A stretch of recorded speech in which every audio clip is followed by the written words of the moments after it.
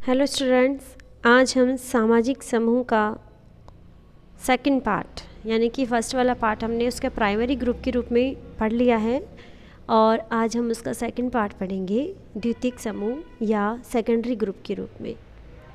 जैसा कि सामाजिक समूह के पहले वीडियो से ही हम बात कर रहे हैं कि सामाजिक समूह को दो भागों में बांटा गया है। पहला कौन सा था? प्राथमिक समूह, और सेकंड है द्वितीयक समूह या सेकेंडरी ग्रुप। तो आज हम इस सेकेंडरी ग्रुप के बारे में ही बात करेंगे कि सेकेंडरी ग्रुप है क्या, इसका अर्थ क्या है, इसका समाज में महत्व क्या है। तो शुरू करते हैं। द्वितीयक समूह का अर्थ क्या है? प्राथमिक समूह के विपरीत विशेषताओं वाले समूह को द्वितीयक समूह कहा जाता है। द्वितीयक समूह ऐसे समूह हैं जिनमें घनिष्ठता का पूरा अभाव होता है और आमतौर पर अधिकतर अन्य प्राथमिक विशेषताओं का भी अभाव होता है। किंग्सले डेविस की मान्यता है कि द्वितीयक समूह वे समूह हैं जो करीब करीब सभी बातों में प्राथमिक समूह के विपरीत होते हैं। द्वितीयक समूह अत्यंत विस्तृत क्षेत्र में फैले हुए होते हैं, इसलिए सदस्यों में शारीरिक निकटता का प्रश्न ही नहीं उठता है। आकार में बड़े होने के कारण सभी सदस्य एक दूसरे को नहीं जानते हैं।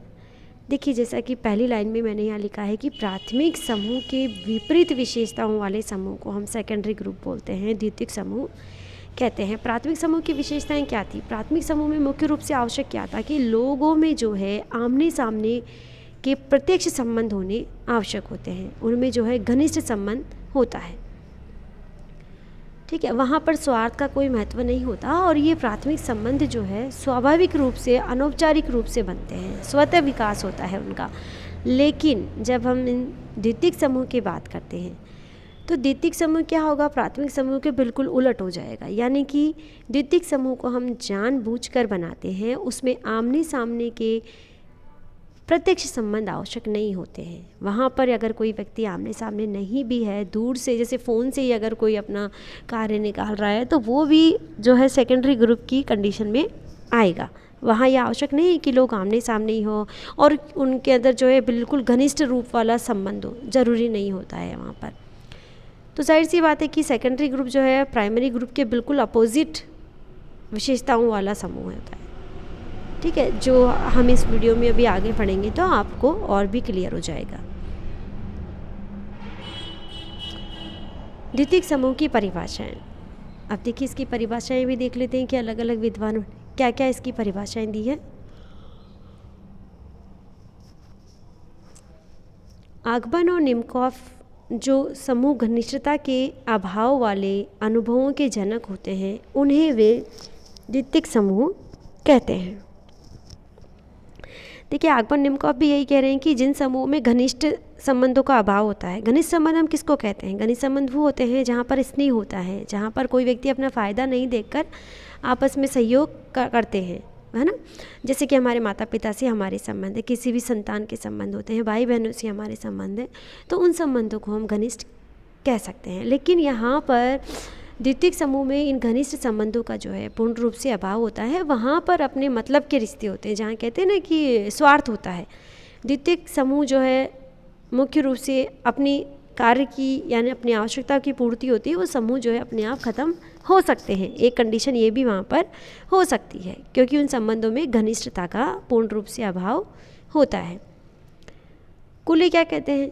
कूले कहते हैं कि द्वितीयक समूह ऐसे होते हैं जिनमें घनिष्ठता का पूर्णतः अभाव होता है और सामान्यतः उन विशेषताओं का भी अभाव होता है जो कि अधिकांशतः प्राथमिक तथा अर्ध प्राथमिक समूह में पाई जाती है। कूले बिल्कुल वही बात कह रहे हैं। हमारे जो इस वीडियो की पहली से हम बात कर रहे हैं पहली स्लाइड से कि प्राथमिक समूह जो है द्वितीयक समूह के बिल्कुल उलट होते हैं, या द्वितीयक समूह जो है प्राथमिक समूह के बिल्कुल उलट होते हैं। वहाँ पर प्राथमिक समूह जैसी कोई विशेषताएं नहीं होती है। बेरिस्टिड क्या कहते हैं? बेरिस्टिड कहते हैं कि साधारणतः वे सभी समूह द्वितीयक है जो प्राथमिक नहीं है। ठीक है, इसी तरह फेयरचाइल्ड क्या कहते हैं? फेयरचाइल्ड के अनुसार वे समूह जिनकी विशेषताएं प्राथमिक या आमने सामने के संबंधों वाले समूह में भिन्न होती है जिनका संगठन औपचारिक होता है तथा जिनमें घनिष्ठता का अभाव पाया जाता है, उसे द्वितीयक समूह कह सकते हैं। देखिए, बिल्कुल एकदम सारी विशेषताएं इस अकेली परिभाषा में आ गई है। क्या क्या कि प्राथमिक समूह की तरह इसमें द्वितीयक समूह में आमने सामने के संबंध अनिवार्य नहीं है। प्राथमिक समूह में जहाँ अनौपचारिक संगठन होता है, द्वितीयक समूह में बिल्कुल उसकी उलट जो है औपचारिक संगठन होता है, यानी कि जानबूझकर उस समूह को क्रिएट किया जाता है। अपनी आवश्यकताओं को पूरा करने के लिए उस समूह को लोग बनाते हैं और आवश्यकता पूरी होते ही वो ख़त्म हो सकता है। तो इस तरह के संगठन को हम क्या बोल सकते हैं? औपचारिक, जो कि प्राथमिक समूह में बिल्कुल नहीं होता है।